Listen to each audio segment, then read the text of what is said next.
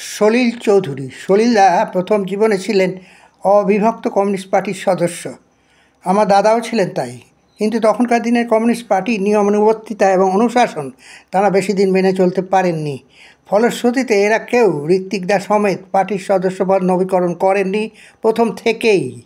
কারণটা জানতে গেলে দস্তয়েভস্কির জীবন কাহিনীটা পড়তে হয় মধুকবির জীবন কাহিনীও।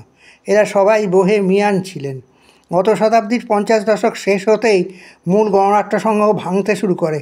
নগরায়নের প্রভাবে বাঙালি মধ্যবিত্ত সম্প্রদায় বাংলার বিভিন্ন জেলায় ছড়িয়ে পড়ে। জেলাগুলি কালচারাল দিক থেকে সমৃদ্ধ হতে থাকে। বঙ্গদেশ ভাগ হলে সৃষ্টি হয় উদ্বাস্তু সমাজ।